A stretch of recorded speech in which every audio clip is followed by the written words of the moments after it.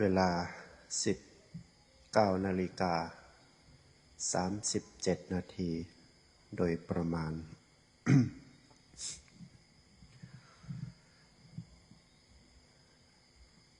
ยามค่ำๆบรรยากาศฝนตกดีช่วงนี้เป็นช่วงของฤดูฝนย่อมเป็นธรรมดาฝนก็ตกดีคักญาติโยมเอ้ยคนไหนเข้ามา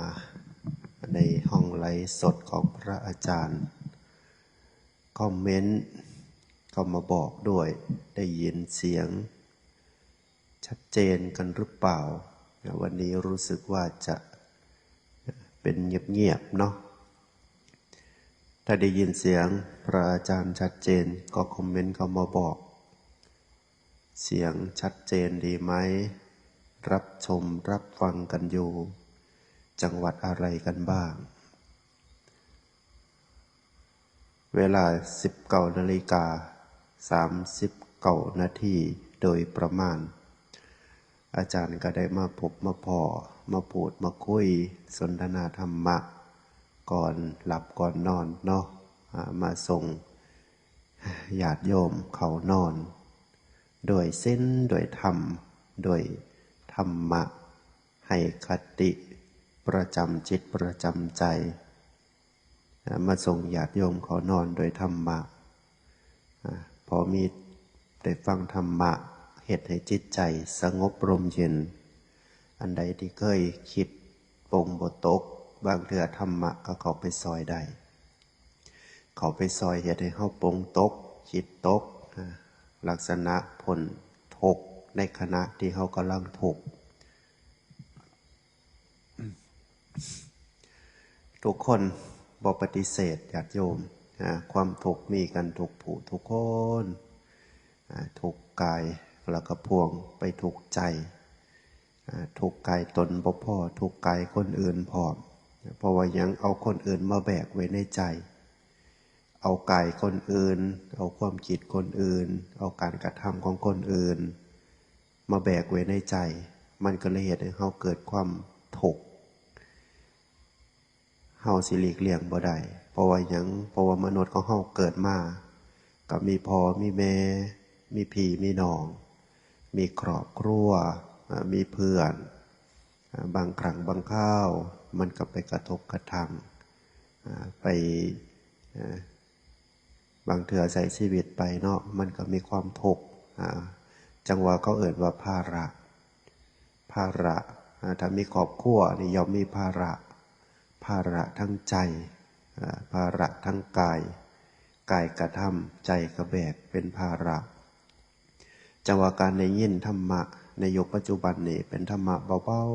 ๆเป็นธรรมะเตือนสติเตือนจิตเตือนใจเตือนสติของเราให้อยู่ในสังคมนี้ด้วยความปลอดภัยด้วยความสงบด้วยความมีสติด้วยความบ่ประมาทในการใช้ชีวิตไปแต่ละวันการประมาทกูมื้อนี้มันเกี่ยวของหลายอย่างโดยกิเลสนั่นล่ะญาติโยมเฮ็ดให้เฮาประมาทเผลอสติเผลอใจบางเทื่อเฮาก็ระวังแต่ว่าบางเทื่อกูมื้อนี้เนาะคนหากินโดยกิเลสของกันสิเป็นทั้งออนไลน์ทั้งข่าวสารบ้านเมืองทั้งเป็นการค้าขายแม้กระทั่งเป็นอบายมุขเป็นการพนันออนไลน์เป็นการขายของหรือว่าทำอาชีพสุจริตหรือว่าบ่สุจริตก็เอาคำว่ากิเลสมาหลอกกันเอาความอยากเอาความโลภเอาสิ่งที่เป็นกิเลสมาหลอกกันบางคนก็เอาราคะมาหลอกเอาเงินคนมายั่วยวนให้คนอื่นเกิดราคะมายั่วยวนให้คนอื่นเกิดความสนใจจำเป็นต้องเสียเงินในการซื้อเอาราคะนั่นเพื่อสนองตัณหาราคะของตนเองเอากิเลสมาหลอกกันทำมาหากินหาเงินหาทองมันก็เลยมีความทุกข์ความลำบากกันไปหลาย หลายอย่างญาติโยมจังว่าให้เฮาเข้าใจธรรมะเฮาบ่ต้องไปลึกอีหยังหลายดอกญาติโยมถ้าคนใดประพฤติปฏิบัติหลุดออกจากโลกหลุดออกจากครอบครัวได้ตัวนี้กังว่าอีกระดับหนึ่งแต่ว่าตราบใดที่เฮายังมีครอบครัวเฮาก็ธรรมะเพื่อความสบายใจเตือนสติเฮาบ่อยเฮาไหลไปสู่ความโลภความโกรธความอิจฉาริษยาความพยาบาทต่างๆให้มีสติญาติโยมธรรมะให้เกิดให้เรียนรู้ให้ชกคิดบางเถื่อฟังไปก็เกิดความเข้าใจเกิดปัญญาในการดำรงชีวิตบางครั้งเฮากับขาดการพิจารณาเด้เข้ามาตัวหรือว่าเข้ามาหล่อเฮาให้เฮาอยากให้เฮาต้องการอันใดอันหนึ่งเฮาก็อาจสิเกิดความโลภเฮาก็อาจเกิดความบ่พิจารณาดีๆเฮ็ดลงไปมันก็เลยกลายเป็นผิดพลาดเห็นว่าบางคนเขาก็มาตัวมาต้มเอาเงินเอาทองทั้งที่เงินเฮาอยู่ในกระเป๋าเฮาอยู่ในบัญชีของเฮาอยู่ในของส่วนตัวของเฮาแต่ว่าโดยคนที่มีเจตนาจีโลกล่วงเจตนาสิหวังเอาทรัพย์ของคนอื่นเขาเอากิเลสมาหล่อเฮาเขาเอาข้อมูลที่เป็นวัตถุนิยมก็ดีหรือเป็นสิ่งที่เฮาต้องการหรือว่าคิดอยากได้อยู่ในใจก็ดีเขามาหลอกให้เฮาตายใจเขามาหลอกให้เฮาได้เกิดความอยากได้เฮาก็เลยผิดพลาดไปหลงกลคนที่มาหลอกลวงบางคนก็เอาความเสื่อใจเขามาหลอกลวงญาติโยมจังว่าจักสิว่าจังใดคนคู่มือนี้ขาดศีลธรรมขาดความเมตตาขาดความเห็นอกเห็นใจขาดอย่างหลายๆอย่างเอาความเสื่อใจมาหลอกลวงนี่จักสิว่าจังใดเขามาทำดีกับเฮาเขามาตีสนิทเฮาเขามาสร้างความดีสร้างประโยชน์สร้างอย่างหลายๆอย่างเหตุให้เฮาเสื่อใจเจตนาของกันและกันอยากแท้สิยังถึงญาติโยมภายนอกพอมองได้รูปร่างหน้าตาดีแต่งตัวดีการงานดีการเงินดีแต่ว่าจิตใจภายในเฮาบ่อาจสิยังล่วงรู้ถึงจิตใจภายในของกันและกันได้จังหวะในสิ่งเดียวที่เฮาสิเฮ็ดได้ก็คือทำจิตทำใจทำกายทำวาจาตนให้ดีๆถ้ามันเสียของไปสุดวิสัยก็ถือว่าเป็นกรรมถือว่าเขาเคยเฮ็ดบาปเฮ็ดกรรมเขาเคยเอาของเขามาถึงมาชาตินี้เขามาเอาของเขาคืนบางเทื่อมันก็เป็นการสอนเจ้าของเตือนใจเจ้าของให้ปลงให้ว่างได้บางเทื่อถ้าเขาไปแบกล่าเขาก็ถูกญาติโยมแบกกับของที่เสียไปบางคนก็เกิดการเสียอกเสียใจก็บ่ว่ากันบางคนถือเขาตัวถือเขาต้มถือเขามาหล่อลวงเอาเมื่อเสียทรัพย์เสียเงินเสียทองเสียคนรักเสียคืนเสียของเสียยั่งกระสังหลายๆเสียแต่ว่าเสียไปแล้วเฮาบ่สามารถสิเอาคืนได้ถ้าเฮาคิดร้ายเฮาก็ฟุ้งซ่านบางคนก็ตรอมใจญาติโยมถึงขนาดตัดสินใจประหารชีวิตตนเองเลยก็มีอยากให้มันเป็นไปปานนั้นญาติโยมทุกสิ่งทุกอย่างเฮาเกิดมาเฮามาแต่ตัว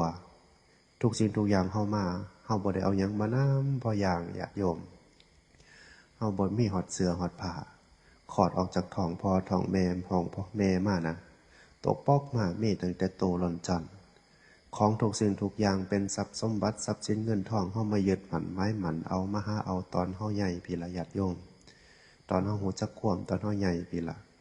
ในเมื่อมันเสียไปบางเทื่อมันอาจสิบ่แม่นของเฮามันอาจสิเป็นเจ้ากรรมนายเวรมันอาจจะเป็นของเขาเคยไปเอาของเขาเคยไปเจาะไปโกงเขาเคยไปลักไปขโมยของเขาถึงมาชาตินี้เขามาเอาคืนถ้ามันนักบากว่าแรงอีหลีก็ต้องทำใจเพราะว่าหยังเพื่อความสงบร่มเย็นของชีวิตจิตใจของเฮาเพื่อความสบายจิตสบายใจถ้าเฮาแบกเกินไปถ้าเฮาคิดร้ายฟุ้งซ่านมันหาสิ่งหาทางสิเอาคืนก็เอาบ่ได้หรือว่าทำเต็มที่แล้วเฮาก็ต้องตั้งใจทำใจ หากเราตั้งใจทำมาหากินระเวียดระวัง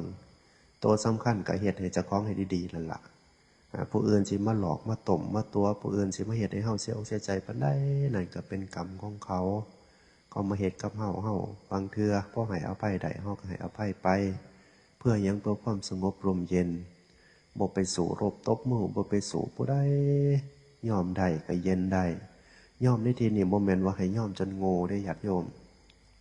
ยอมในทีที่อาจารย์เว้านี่ไม่ใช่ว่าให้ยอมจนโง่ยอมในสิ่งที่เฮาบ่สามารถสิไปแบกรับในสิ่งเรื่องราวที่สามารถที่มาเฮ็ดใจเฮาทุกข์แห้งยอมปล่อยว่างยอมเฮ็ดให้ใจเฮาสงบร่มเย็นยอมให้อภัยไปบ่แม่นว่าให้ไปยอมคนที่มาเอาเปรียบเฮาพอมีความรู้พอมีความเข้าใจยอมในที่นี้คือยอมสิ่งที่มันแบกมันหนักอยู่ในจิตในใจเป็นเรื่องราวต่างๆนั่นล่ะอาจารย์มาบอกมาสอนมาเตือนสติอาจารย์ก็เตือนจิตเตือนใจเจ้าของเด้เป็นพระนี่บ่แม่นว่าบ่โลภเด้อาจารย์ก็โลภคือกันโลภอยากได้อยากมีอยากเป็นพัฒนาวัดว่าอารามของอาจารย์อยากสร้างบารมีอยากมีลูกศิษย์ลูกหาอยากมีบริวารให้มันแสดงถึงความเฮามีบุญญาบารมีแสดงถึงความก็เอิ้นว่าอบอุ่นแสดงถึงความสิ่งที่เฮาเฮ็ดที่เฮาทำมีประโยชน์เกินมามีความเป็นประโยชน์เกินมานี่ลักษณะโมเมนต์ว่าอยากได้อยากมีอยากเป็นอยากต่างๆโมเมนต์ว่าอยากไปทั้งกิเลสอยากไปทั้งความเจริญถ้าเป็นภาษาธรรมเขาเอ่ยฉันทะมีความพอใจในการทำคุณทำประโยชน์ให้แก่วัดว่าประศาสนาแก่สังคมหมู่บ้านของเฮานี่ลักษณะความอยากของพระอาจารย์อยากปฏิบัติธรรมอยากนั่งให้มันสงบอยากนั่งให้มันสงบมีฉันทะมีความเพียรในการทำความสงบอยากพัฒนาวัดว่าอารามให้มันเจริญหุ่งเฮืองเรืองญาติโยมผู้เดินทางเขามาให้ได้มาเห็นพระผู้ประพฤติปฏิบัติดีปฏิบัติชอบมาเห็นสถานที่ที่สัปปายะสงบร่มเย็นมาเห็นสถานที่ที่มันเป็นวัดว่าอารามจริงๆอยากให้คนเขามาวัดได้หูจักศีลจักธรรมอยากให้คนเขามาวัดได้ประพฤติปฏิบัติได้ลดได้ละกิเลสโมเมนต์ว่าอยากให้ญาติโยมได้ร่ำได้รวยอีหยังดอกถ้ารวยได้รวยสร้างประโยชน์ก็รวยไปแต่ว่าถ้ารวยแล้วมันทุกข์รวยแล้วมันแบกรวยแล้วมันไปโลภจนเกินไปอยากได้อยากมีเอาความรวยไปเบียดบังคนอื่นไปเบียดเบียนคนอื่นเอาความรวยไปเฮ็ดผิดศีลผิดธรรมตอนนั้นก็บ่จักรวยหรอกโยมพ่อโยมแม่ญาติโยมเอ่ยบ่ต้องรวยถ้ารวยแล้วไปเบียดเบียนคนอื่นรวยแล้วเงินที่เฮาได้หรือว่าสิ่งที่เฮารวยแล้วไปเฮ็ดให้คนอื่นทุกข์อย่างเช่นไปหากินบนความทุกข์ของคนอื่นไปหากินบนความไปเบียดเบียนคนอื่นในการหากินบ่ต้องรวยญาติโยมพออยู่พอมีพอกินบ่อดบ่อยากพอมีเงินใส่เงินซอยพอได้ซื้ออยากพอได้ไปได้มานี่ล่ะแต่ว่าเฮาบ่ต้องไปเบียดเบียนไผตนเองก็บ่ต้องเบียดเบียนญาติโยมเบียดเบียนตนเองแนวใดเวลาเฮาทำมาหากินหาเงินหาทองจนเบียดเบียนร่างกายสังขารบ่ได้กินบ่ได้นอนเอาจริงเอาจังถ้าร่างกายมันเว้าได้มันก็สิว่าพอแล้วพอพาผมพักผ่อนแน่พาร่างกายพักผ่อนแน่อย่าสิพาผมเฮ็ดคักหลายแทบจะบ่มีเวลากินบ่มีเวลานอนมีแต่เวลาหาเงินหาทองถ้าร่างกายมันเว้าได้มันอาจสิเว้าแล้วแต่ว่าใจมันพาเพ็ดมันพาไปคิดแล้วปรุงแต่งแล้วมันขมักขมั่นเอาจริงเอาจังได้ญาติโยมบ่แม่นเรื่องดีปานใดเด้จังซั่นแล้วร่างกายเฮาก็สิทรุดโทรมจากสิได้อายุไขมา100 ปีเฮาอาจสิได้บ่ถึงครึ่งก็ได้เด้ถ้าคนเอาจริงเอาจังบัดหานี่เวลาเพิ่นทำการทำงานเพิ่นหาเงินหาทองเพิ่นเครียดมากเพิ่นไปพูดได้บัดนี้ไปลงสุราเมรัยยาเสพติดพุ่นล่ะผ่อนคลายเพิ่นพามันเฮ็ดคักๆแล้วก็พามันไปกินสิ่งที่มันเป็นโทษอาจจะอยู่ได้100 ปีอาจจะอยู่ได้60 ปีอาจจะอยู่ได้50 ปีอาจจะอยู่ได้40 ปีลักษณะจังซั่นละญาติโยมแต่ว่าถ้าเฮาดูแลมันเวลาพักก็พามันพักเวลาเฮ็ดก็พามันเฮ็ดตามพอสมควรเวลากินก็พามันกินในสิ่งที่เป็นประโยชน์มันก็เป็นประโยชน์อายุไขเฮา100 ปีเฮาอาจสิได้120 ปีก็ได้เฮาอาจสิได้เกินก็ได้ ร่างกายแข็งแรงเฮาอาจสิมีความแข็งแรงเฮาอาจสิบ่เจ็บไข้ได้ป่วยเฮาอาจสิบ่ขาบ่ชำรุดแขนบ่ชำรุดแอวบ่ชำรุดหลังบ่ชำรุดแต่ว่าถ้าไปเฮ็ดเกินไปมันชำรุดไปหลายมันทุกข์ทรมานได้เด้ญาติโยมถ้ามันเจ็บไข้ได้ป่วยมันล้มหมอนนอนเสื่อไปเงินมันบ่อยากได้เด้มันอยากเศร้าสังเกตตอนเฮาเจ็บไข้ได้ป่วยบ่ก็บ่ปฏิเสธเพราะว่าเงินมันสามารถนำเฮาไปหาหมอได้เติมน้ำมันรถซื้อรถขี่รถไปหาหมอหาแพทย์หาหมอเข้าโรงพยาบาลไปจ่ายค่าอยู่ค่ายาค่าหมอค่าพยาบาลได้เฮาบ่ปฏิเสธแต่ว่าถ้ามันจวนเขาจริงๆแล้วเงินก็ซอยบ่ได้ญาติโยมซอยได้ที่สุดก็คือใจที่มีพลังมีคุณธรรมมีความอดทนบ่กลัวต่อความเจ็บความปวดสู้กับทุกขเวทนาในที่สุดแล้วเฮาสิเบิดลมหายใจบัดนี้เงินเป็น10 ล้าน20 ล้านก็เอาบ่อยู่แล้วบัดนี้เพราะว่าหยังเพราะว่ามันเพิ่งบ่ได้แล้วไปถึงจุดนั้นแล้วแต่ว่ามันก็เพิ่งได้อยู่ในระดับหนึ่งตอนเฮาอยู่มีชีวิตอยู่นี่ล่ะใส่เงินใส่ค่ำใส่จับจ่ายใส่สร้อยใส่หนี้ใส่สินใส่ซื้อกินซื้ออยากใส่ส่งลูกไปโรงเรียนใส่ต่างๆเนี่ยมันมีประโยชน์อยู่หาได้ใส่ได้ตั้งใจมันเพียรพอดีพองามเอาพออยู่พองามรักษาร่างกายธาตุขันธ์เจ้าของไปนำนี่ลักษณะคนฉลาดคนมีปัญญาสิเข้าใจเวลาปงกับปงพักผ่อนนอนรับตื่นเกินก็เฮ็ดพามันรับประทานพามันกินแต่ของมีประโยชน์บ้างบางคนบ่เข้าใจพามันเฮ็ดห้ามรุ่งห้ามคำบัดไปกินเหล้าเมายาเสพติดเฮ็ดมันทิ้งขว้างเกินไปมันก็เลยสุดก็เลยโศกมันก็เลยทุกข์ทรมานจิตใจมันก็บ่มีหยังได้ความผ่อนคลายความผ่อนคลายทั้งเรื่องอบายมุขเรื่องสุราเมลัยมันผ่อนคลายไปครั้งชั่วข้าวมันเริ่มทุกข์ได้ไวแต่ว่ามันบ่แม่นว่าตัดขาดหอดเวลามันกลับมาทุกข์อีกคือเก่าบางเทื่อทุกข์แห้งกว่าเก่าสุขภาพร่างกายก็ทรุดโทรมมันเป็นลักษณะจังซั่นถ้าตัดปัญหาความทุกข์ด้วยความสงบระงับร่มเย็นคือความประพฤติปฏิบัติที่พุทธศาสนาเฮาสอนมันยังยืนญาติโยมถ้าเฮาผู้จักธรรมะถ้าเฮามีปัญญาถ้าเฮาเข้าใจถ้าเฮาปลงเฮาว่างได้เฮาเข้าใจสัจธรรมความเป็นจริงเกิดมามันเป็นจังสี่น้อคนที่ใส่ชีวิตน้ำกิเลสผลลัพธ์มันเป็นจังสี่น้อ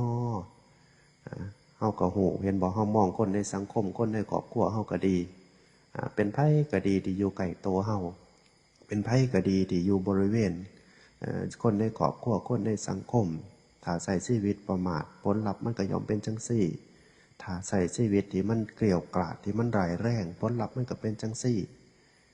มีเหตุมีผลเหตุเนี่ยคือเขาเอ่ยว่าเอียงกิเลสสังเกตเบิ่งญาติโยมอาจารย์พิจารณาดูกิเลสที่เกิดขึ้นกับใจกิเลสนี่ไม้เอาร่วมซะอย่าให้อาจารย์แจกแจงเราว่ามีหยังแน่ตัวใหญ่ๆมันก็คือความโกรธความโลภความหลงนั่นแหละก็เอ่ยว่าอกุศลมูล3อย่างตัวใหญ่ตัวหลักมันตัวหน่อยยิบย่อยอีกหลายอย่างแห่งจีปาถะที่มันเล่นงานเฮานี่คือกิเลสเกิดขึ้นในจิตในใจมันเหตุให้เฮาสร้างกรรมการกระทำถ้ามันเกิดขึ้นแห้งความโลภเกิดขึ้นแห้งมันก็สั่งให้เฮาไปลักไปเบียดเบียนเอาของคนอื่นไปอย่างใดของคนอื่นโดยที่บ่เป็นธรรมถึงขนาดบางคนเห็นบอกเป็นพี่เป็นน้องกันพ่อแม่ท้องเดียวกันพ่อแม่เดียวกันขั้นตามกันออกมากิเลสเกิดขึ้นมันโลภมันอยากได้ของกันมันไปแย่งเอาให้เอาหน้าเอาทีเอาทางหลอกลวงเอาเงินเอาค่ำกิเลสเกิดขึ้นมันเหตุให้เขาสั่งกรรมการสั่งกรรมนี่แหละมันเป็นผลนั่นก็คือวิบากที่เขาต้องรับนี่แหละเขาเอ่ยว่าวัฏฏะสงสารวัฏฏะวนกิเลสเกิดขึ้นเหตุให้เขาสั่งกรรมแล้วก็รับวิบากนั่นส่งผลให้เขาเหตุเป็นกิเลสวิบากมันส่งผลเขาถูกเห็นบอกคนถูกลังเถื่อก็ไปหาหลักของเขาเพราะว่าอยากมีขึ้นกิเลสเกิดขึ้นเพราะว่ามันถูก เพราะว่ามันทุกข์มันลำบากเพราะว่ามันบ่ได้บ่มีคือบ้านคือเมืองเขามันอยากได้ของเขามันโลภอยากได้ของเขามันเกิดจากใดมันมีตัณหามันเกิดจากใดมันก็เกิดกิเลสมันก็ไปรักเมื่อไปรักมันก็รับผลคือวิบากคือความทุกข์ติดคุกติดตารางสังคมรังเกียจสร้างภาระให้คนอื่นสร้างความทุกข์ให้คนอื่นกิเลสเกิดมันก็ไปรักมันก็ทุกข์ผลวิบากสุดท้ายมันสิไปใส่ญาติโยมบ่ต้องไปบรรยายบ่เป็นหมอดูบ่เป็นผู้วิเศษก็ฮู้ว่าผลของคนลักคนขโมยสิไปอยู่ไสสิไปจังไดบ่ต้องเว้าตอนตายมันทุกข์ตั้งแต่ตอนมันอยากได้ละญาติโยมที่เป็นความโกรธก็ดีอีหยังก็ดีที่มันเกิดขึ้นในจิตในใจของแต่ละคนถ้าเป็นกิเลสนั่นถ้ามันบีบบังคับใจเฮานั่นความทุกข์เกิดขึ้นกับเฮาก่อนบ่เกิดขึ้นกับคนอื่นมันเกิดขึ้นกับเฮาก่อนเฮาจังเฮ็ดเฮาอดบ่ได้เฮาก็ไปเฮ็ดมันก็เป็นผลของกรรมเป็นวิบากกรรมเฮ็ดให้คนอื่นเดือดร้อนให้คนอื่นถูกนำสิ่งที่เฮากระทำมันสิไปดีได้จังไดจังว่าให้เฮาเข้าใจการประพฤติปฏิบัติก็เรื่องของม่วนนี่แหละญาติโยมถ้าคนได้ลดออกจากครอบครัวก็มาบวชคืออาจารย์นี่ก็มาสั่งบารมีกิเลสมีบ่ก็มีก็บ่แม่นเบิดแต่ว่ากิเลสในที่นี้คือบอกง่ายๆคือมันเบาบางลงเพราะว่ากายมันออกมามันบ่ไปเฮ็ดกิเลสหยาบๆมันบ่ไปฆ่ามันบ่ไปลักมันบ่ไปประพฤติผิดในกามบ่แม่นประพฤติในกามหลับรักษาพรหมจรรย์เลยล่ะมันบ่ประมุสามันมีแต่เว้าศีลเว้าธรรมเห็นบ่นี่อาจารย์ก็เว้าเรื่องคุณงามความดีเว้าศีลเว้าธรรมเว้านั่นเว้านี่สู่ญาติสู่โยมฟังสุราเมลัยบ่ต้องไปเว้าถึงในวัดในว่าบางหม่องบางบ่อนมันอาจสิมีแต่ว่าโตเฮาซะจุดประสงค์ก็คือโตเฮาผู้อื่นเป็นเรื่องของผู้อื่นเป็นกรรมของผู้อื่นเฮาสิไปบังคับให้เขาดีไปเบิดมันก็บ่แม่นเฮาก็เอาเฮาซะเฮาฮู้จักโตเฮาควบคุมกายวาจาใจของเฮาคนอื่นเฮาก็บอกสอนกันไปตามหน้าที่ป้าเฮ็ดป้าทำกันไปตามหน้าที่ในที่สุดแล้วเฮาก็บ่สามารถไปบังคับกฎเกณฑ์ให้ผู้ใดมาเป็นคนดีได้หรือว่าไปบังคับกฎเกณฑ์ให้คนนั้นไปเป็นคนชั่วได้ในที่สุดแล้วก็เขากรรมของเขาเป็นเขาเองจังเช่นอาจารย์ได้เห็นข่าวพระได้ยินข่าวพระอยู่ในโลกสังคมออนไลน์หรือไม่สังคมความเป็นจริงนั่นละ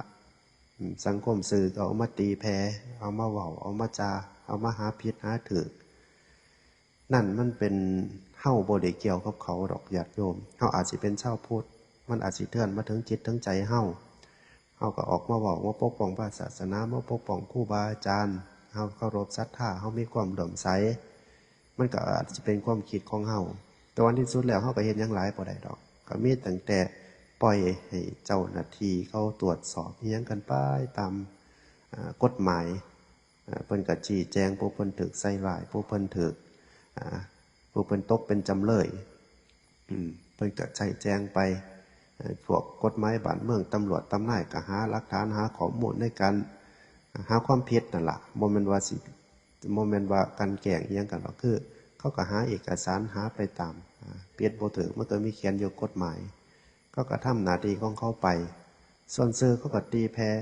เหลืองจังสันเขาก็มักตีแพ้เขาก็ตีแพ้เป็นหน้าที่ของเขาไป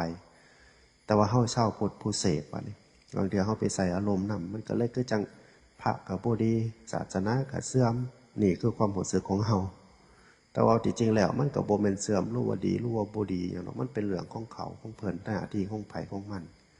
เฮาเป็นหน้าที่เบิ่งเฮาก็เบิ่งไปแล้วก็แล้วผ่านไปเฮาก็ทำจิตทำใจของเฮาให้มันดีๆทำกายทำวาจาทำใจของเฮาให้มันดีๆโมเมนต์ว่าเฮาสิไปใส่อารมณ์ไปด่าไปพิมพ์ด่าไปสร้างกรรมนำเขาทันทีเด้ถ้าโยมพ่อโยมแม่เบิ่งข่าวยังก็สร้างถ้าไปใส่อารมณ์เป็นมโนกรรมอกุศลกรรมมโนกรรมเกิดขึ้นที่ใจถ้าโยมพ่อโยมแม่ไปพิมพ์ด่าเป็นกายกรรมวาจาก็อยู่ในหันแล้วของมันพิมพ์ออกเป็นตัวหนังสือมันก็เป็นกรรมของเฮาทันทีทั้งที่เรื่องเกิดอยู่โพ้นอยู่ไกลๆเฮาพุ่นเฮาอยู่ห่างๆคืออาจารย์อยู่น้ำยืนอยู่ติดชนบทชายแดนไปพิมพ์ไปหายไปด่าไปใส่อารมณ์ของเขาพุ่นเขามีเรื่องมีเล่าอยู่ภาคกลางอยู่กรุงเทพพุ่นเฮาก็ไปสั่งกรรมคามฝ่าคำออนไลน์ไปเลยกรรมมันเกิดขึ้นจริงนะบาดมโนกรรมกายกรรมวจีกรรม มันเกิดขึ้นจริงกรรมที่บ่ดีอกุศลกรรมเกิดขึ้นนั่นละเฮาก็เครียดเฮาก็บ่พอใจก็คือจังโอ้ยคือลำบากแต่ศาสนาพระคือบ่ดีแท้ศาสนาคือบ่ดีแท้นี่คือความคิดของเฮามโนไปเบิดเรื่องบ่ดีมันอาจสิเป็นเรื่องจริงอยู่แต่ว่ามันก็เป็นเรื่องสัจธรรมเรื่องความเป็นจริงเรื่องของคนอื่นเฮาก็ดูไปเสพข่าวก็ให้ว่ามีสติแยกแยะเขาแล้วก็เฮาออกให้มันได้เฮาไปใส่อารมณ์เกินไปเฮาไปสนใจเกินไปมันก็เฮ็ดให้จิตเฮาตกเฮ็ดให้จิตเฮาบ่ดีเฮ็ดจิตเฮาบ่สำบายเฮาก็อยู่นำการทำถ้าเป็นญาติเป็นโยมก็ทำมาหากินมีหยังก็เฮ็ดไปถึงเวลาพักเวลาผ่อนก็เฮ็ดไปสวดมนต์ทำวัดทำสมาธิก่อนหลับก่อนนอนมีเวลาหลายก็เฮ็ดหลายมีเวลาน้อยก็เฮ็ดน้อยยามมื้อเช้าก็ให้ทานใส่บาตรหยาดน้ำแก่พระเจ้าพระสงฆ์ให้ท่านแก่คนทั้งหลายแก่สัตว์สาวาสิ่งทั้งหลายหาเฮามีโอกาสเฮาก็ให้ไปตามกาลตามเหตุตามปัจจัยท่านศีลภาวนาเฮาอย่าถิ่มอย่าป่าเฮาก็เฮ็ดหน้าที่ของเฮาไปอารมณ์เฮาก็เคลียร์อย่าสิไปใส่อารมณ์จนนอนบ่หลับอย่าแต่การทำมาหากินเจ้าของก็บ่แห้งล่ะแต่เรื่องครอบเรื่องครัวเจ้าของก็บ่แห้งแล้วยังไปเอาเรื่องของคนอื่นมาใส่ใจอีกอยู่เอาเรื่องของพระเฮ็ดผิดศีลเอาเรื่องของผู้นั้นเฮ็ดบ่ดีเอาเรื่องของผู้นี้เว้าบ่ม่วน นี่ไปเกินมากก็โง่ได้เนาะญาติโยมเนาะเป็นโรคประสาทโรคคนจิตใจอ่อนไหวเครียดน้ำข่าวสารบ้านเมืองขาคนเครียดน้ำการเมืองกับการเมืองแน่บัดนี้ผู้ใดเป็นก็บ่ถูก ผู้ใดเป็นก็บ่ผู้ใดเป็นก็คือจังเจ้าของคือทุกข์ลงเรื่อยทุกข์ลงเรื่อยทุกข์เพราะเฮาเอาใจไปคิดถึงความทุกข์จังว่าเฮามันบ่มีหยังหลายดอกกินแค่อิ่มนอนให้มันหลับตั้งใจทำมาหากินสิ่งใดที่พ่อมีพ่อเป็นพ่อไปเมื่อก็สิเป็นตามเหตุตามปัจจัยมันอยู่ดอกญาติโยมเอ่ยอาจารย์สิเว้าเรื่องนึงสู่ฟังคนเฮามีบุญนี่มันหากินบ่พอมีมันก็มีหากินบ่พอได้มันก็ได้ถ้าคนเฮามีกรรมบุญบ่หลายมีแต่กรรมมีวิบากหลายมันสิหางานดีปานใดเงินดีปานใดหาได้เดือนละเป็นแสนปานใดก็บ่ยั่งมีทรัพย์สมบัติมากมายมหาศาลปานใดก็ละลายไปบ่มาในรูปแบบหนึ่งก็มาในรูปแบบหนึ่งเหตุจังไดคนมีบุญเฮาสิเคยได้ยินได้ฟังเฮาสิเคยเห็นอยู่ตัวนอกว่าจะแม่นเพิ่นบุญหลายเนาะเพิ่นหาเงินหาทองเพิ่นกะร่ำกะรวยจะแม่นบุญหลายเนาะเพิ่นได้ครอบได้ครัวเพิ่นก็ได้ตั้งแต่ลูกดีๆได้แต่ผัวดีๆได้แต่เมียดีๆจะแม่นเพิ่นบุญหลายเนาะจะแม่นเพิ่นบุญหลายเนาะเกิดมาหน้าตาดีมีศีลมีธรรมจักทำบุญทำทานจะแม่นเพิ่นบุญหลายเนาะแต่ผัวกับเพิ่นจักควมเป็นคนรักเดียวใจเดียวไอ้ใจใส่ภรรยาเอาใจใส่เมียจะแม่นเพิ่นบุญหลายเนาะเพิ่นได้เมียดีแท้เมียเพิ่นก็จักรู้จักปัดกวาดเช็ดถูจักก่อกับผัวดีๆจักรักเก็บรักษาทรัพย์ให้ผัวตั้งใจดูแลสามีตั้งใจดูแลลูกตั้งใจดูแลหน้าที่ของเจ้าของจะแม่นเพิ่นได้เมียดีได้ภรรยาดีเนาะจะแม่นเพิ่นบุญหลายเนาะนั่นแล้วเฮาก็ยังเว้าได้เต็มปากเต็มคำว่าบุญเพิ่นหลายเนาะจะแม่นเพิ่นบาปหลายเนาะจะแม่นเพิ่นมีกรรมหลายเนาะเพิ่นได้ผัวเพิ่นก็ได้ผัวขี้เหล้าเมายาติดยาเสพติดจะแม่นเพิ่นมีกรรมหลายเนาะเพิ่นได้เมียเพิ่นก็ได้เมียเพิ่นคนหลายใจไปมักกิ๊กมักกักไปหาหนอกจิตหนอกใจกินเหล้ากับผู้สาวผู้ชายไปจะแม่นเพิ่นกรรมเพิ่นหลายเนาะวิบากหยังกรรมเพิ่นหยังเพิ่นเนาะเพิ่นคือมีเมียบ่ดีแท้จะแม่นเพิ่นกรรมหลายเนาะเป็นตาที่ตนเพิ่นเนาะเพิ่นสร้างบาปสร้างกรรมอีหยังมาเพิ่นคือได้ลูกเกเรแท้เพิ่นคือได้ลูกบ่จักความแท้เสพหวานเสพยาเป็นภาระครอบครัวเป็นภาระพ่อแม่เป็นภาระสังคมเป็นได้ลูกขี่คุกขี่ตารางเป็นได้ลูกบ่เอาไหนได้ลูกขี่เกียจขี่ข้านจะแม่นเพิ่นเฮ็ดกรรมเฮ็ดบาปมาหลายเนาะนั่นเฮาก็ยังหูจักอยู่ว่าเป็นบุญเป็นกรรมเป็นบาปปานนี่เฮาก็ยังบ่อยากสะสมบุญสะสมบารมีสะสมคุณงามความดีเฮาฮู้อยู่กูมื้อนี้เฮาทุกข์เพราะว่าบุญเฮาบ่หลายเฮายากเฮาจนเฮาหาเงินบ่ได้ทรัพย์สมบัติบ่อยู่กับเฮาเพราะว่าหยังบุญเฮามันบ่หลายเฮาก็ยังฮู้อยู่เต็มอกเต็มใจอยู่บุญนำพาวาสนานำทรงสิ่งที่มีสิ่งที่เกิดสิ่งที่ได้สิ่งที่มานั่นก็คือบุญหนุนเฮามาอาจารย์มาบวชเนี่ยอาจารย์จังฮู้ว่าอาจารย์มีบุญมาทั้งนี้ตั้งแต่ก่อนเนี่ยอาจารย์เป็นคนบ่กล้าเว้าตั้งแต่ก่อนอาจารย์เป็นคนบ่กล้าพูดบ่กล้าจาบ่กล้าแสดงออกตั้งแต่ก่อนเนี่ยอาจารย์เป็นคนเกเรตั้งแต่ก่อนเนี่ยอาจารย์เป็นคนที่บ่ฮู้จักควม โดยบุญบารมีมาทั้งบวชได้หูจักศีลจักธรรมจักธรรมะของพระพุทธเจ้าได้หูจักกัลยาณมิตรมีพ่อแม่ครูบาอาจารย์มีอาจารย์ก็คอยฝึกหัดคอยหัดคอยคัดคอยเก่าคอยพัฒนาจิตใจเจ้าของจากที่มันมืดมันบอดมันก็คอยมีแสงสว่างที่แหลกมันก็อาจจะเป็นแสงหน่อยๆอยู่ไปโดนๆเข้าใจในศีลในธรรมประพฤติปฏิบัติอดทนมีความเพียรมีหิริโอตตัปปะมันก็คอยแสงสว่างมันก็คอยใหญ่ขึ้นใหญ่ขึ้นนี่แหละการเวลาสิ่งที่เฮาเจตนาดีสิ่งที่เฮาประพฤติปฏิบัติคัดเกลาจิตใจเจ้าของไปเรื่อยๆโดยที่เฮาบ่ต้องฝ่าวแล้วก็บ่ต้องอยากมีหน้าที่หยังเฮาก็ทำไปเมื่อมื้อเช้าก็ลุกเฮาก็ลุกเฮ็ดกิจวัตรของเฮาออกบิณฑบาตอยู่วัดอยู่ว่ากับทำกิจวัตรของพระเจ้าพระสงฆ์โดยความตั้งใจโดยความมีสติโดยความตั้งใจเฮาก็เฮ็ดหน้าที่ของเฮาไปผ่านไป1 ปี 2 ปี 3 ปี 4 ปี 5 ปี 6 ปีมันก็ค่อยขัดเด้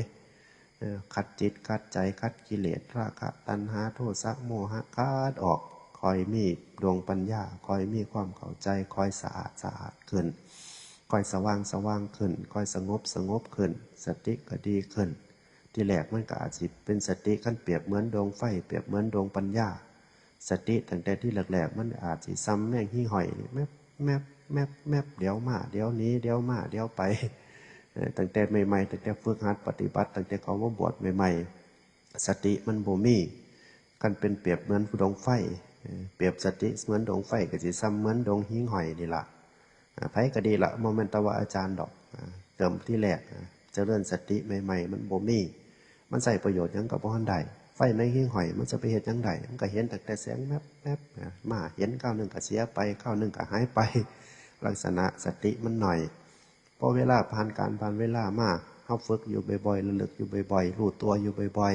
ๆอยู่กับปัจจุบันนั่นล่ะระลึกรู้กับปัจจุบันนั่นล่ะถ้าเป็นคำสอนทั้งพระพุทธเจ้าสอนก็พุทโธแน่ครูบาอาจารย์สอนพุทโธพุทโธนั่นระลึกรู้อยู่ปัจจุบันคือการเจริญสติอานาปานสติก็ดีลมหายใจเข้ารู้ลมหายใจออกรู้ระลึกรู้อยู่บ่อยๆให้เป็นปัจจุบันอยู่บ่อยๆมันก็คือการเจริญสติผ่านการผ่านเวลาไปเฮาเฮ็ดอยู่บ่อยๆเฮ็ดอยู่ซ้ำๆเฮ็ดคู่มือเฮ็ดรู้ปี1 2 ปี3 ปี4 ปีจากแม่ไฟแม่หิ้งหอยมันสิกลายเป็นไฟแสงเทียนได้บัดนี้อาจสิเป็นแสงเทียนขึ้นมาไต่กินข้าวกินน้ำได้ไต่เฮ็ดนั่นเฮ็ดนี่ได้ทานเวลาไปโดนๆเจริญสติบ่อยๆมันก็สิกลายสิเป็นแสงไฟนีออนเด้อบัดนี้เป็นหลอดไฟนีออนเด้อบัดนี้แสงสว่างมันก็สิจ้าขึ้นบัดนี้พอประพฤติปฏิบัติไปไก่แสงสว่างไก่ธรรมะมีศีลมีธรรมขึ้นไประยะการเวลาดนๆไปคัดเกลาจิตคัดไกลเจ้ากิเลสมันคอยเลื่อนล่างไปสติแสงเปรียบเหมือนแสงสว่างมันก็สิแสงไฟสปอตไลท์ระบาดผ่านกันไปอีกมันก็สิกลายสิเป็นดวงจันทร์ระบาดดวงตะเว้นระบาดนี่ดวงตะวันแจ้งจ้าอะไรบาดพระอรหันต์นี่เปรียบเหมือนสติเปรียบเหมือนดวงตะวันเลยระบาดเฮ็ดหยังก็ได้เหตุการณ์เหตุงานก็ได้ให้เห็นหงนะสิเดินทางสิขับรถก็ปลอดภัยเป็นไฟดวงอาทิตย์สำคัญกับสติถ้ามันสว่างจ้าปานนั้นมันมีสติเต็มพรปานนั้นมันก็ดีแล้วมันบ่ทุกข์เลยอย่าโยมมันสิกันความทุกข์กันกิเลสจ้ะเป็นผู้ไกลจากกิเลสเพราะว่าหยังมันเห็นมันก่อนอะเด้มันไฟหงได้ไฟมันเปรียบเหมือนดวงพระอาทิตย์มันก็เลยหงจังว่าสตินี่สำคัญแห่งญาติโยมสำคัญสุดยอดกว่าอย่างอื่นสติใส่ได้ระดับต้นใช้ชีวิตประจำวันจนไปหอดพานิพพานในคำว่าสติระลึกรู้ตัวนั่นแหละถ้าเป็นเฮ้านี่รู้ว่าเหตุยังอยู่คิดยังอยู่ผิดหรือถือเป็นโทษรู้เป็นโทษรู้เป็นคุณเป็นประโยชน์รู้ว่ามันประโยชน์ให้ระลึกรู้อยู่ประจำสอนเจ้าของอยู่ดูอย่าไปปล่อยให้เจ้าของขาดจากสติถ้ามันโกรธเกินแห้งๆมันสิไปขาเขาไปด่าเขากันระลึกไว้เหตุไปแล้วมันสิได้ยังคืนมากได้ความสะใจบ่ได้ข้าวเดียวความทุกข์ความลำบากใจก็นำเข้ามาได้บาดเลยถ้ามันโกรธถ้ามันโลภถ้ามันเหตุยังกะสร้างเดี๋ยวมันเกิดกิเลสถ้าบ่มีสตินั่นมันเหตุน้ำปั๊บนั่นมันสิทุกข์ร้ายกว่าผลใดมันก็มีคือความสะใจคือความอย่างละหลายๆอย่างคือเขาเหตุกันคู่มือนี่แต่ว่าความทุกข์มันก็คือหลายแท้ละบาดความสุขมันมีอยู่ว่าความสุข มันบ่มีดอกลักษณะจังสันละธรรมะมันก็เป็นเรื่องจังสันละเป็นคำสอนของพุทธเจ้าก็จริงเป็นธรรมะเป็นสัจธรรมความเป็นจริงที่มันเกิดขึ้นอยู่ในโลกใบนี้ที่มันเกิดขึ้นตั้งแต่พุทธเจ้ายังบ่มาตรัสรู้มันก็มีคือจังศีลห้านี่มันก็มีก่อนตั้งแต่พุทธเจ้าสิมาตรัสรู้ตอนนี้เพราะว่าสัจธรรมความเป็นจริงธรรมชาติสัจธรรมความเป็นจริงมันมีอยู่แล้วพุทธเจ้าเพียงแค่มารู้มาเห็นในสิ่งที่มันมีอยู่แล้วแล้วก็นำมาบอกสอนเฮาก็เลยรู้ตามเฮาบ่ได้เป็นสัพพัญญูเด้เฮาเป็นสาวกเฮาเป็นลูกศิษย์ของปัตตถาคตเฮาบ่ได้เป็นสัพพัญญูเฮาบ่ได้รู้เองบ่ได้เฮาก็เลยต้องเพิ่งคำสอนของเพิ่นซึ่งพุทธเจ้าจังว่าพุทธเจ้าเพิ่นมีคุณหลายเมตตากรุณาปัญญาที่คุณมันหลายคุณเพิ่นหลายเพิ่นไม่เฮารู้จักจากเฮาตาบอดเฮาก็มาตาแจ้งสว่างขึ้นลักษณะเป็นจังซั่นพุทธเจ้ามันมารู้ความเป็นจริงสัจธรรมความเป็นจริงที่มันมีอยู่บนโลกใบนี้บนจักรวาลซะเวียนว่ายตายเกิดอยู่ในวัฏสงสารนี่ภพภูมิต่างๆนี่เพิ่นรู้เพิ่นก็เอามาแจกแจงมาสอนจะว่าบางอย่างบางคำพี่เฮาฟังบ่ฮู้เรื่องเฮาปัญญาเฮาบ่ทันถึงจิตใจเฮาบ่ยังบ่ทันถึงเห็นบ่อภิธรรมได้ไปติปิฎกบางดังอ่านละเมิดเติบเลยสักเปิ้นว่าหยังปัญญาเฮาบ่ทันถึงความรู้เฮาบ่ทันมีลักษณะเป็นจังซั่นจังว่าประการเข้าใจเฮาก็ศึกษาไปญาติโยมพ่อโยมแม่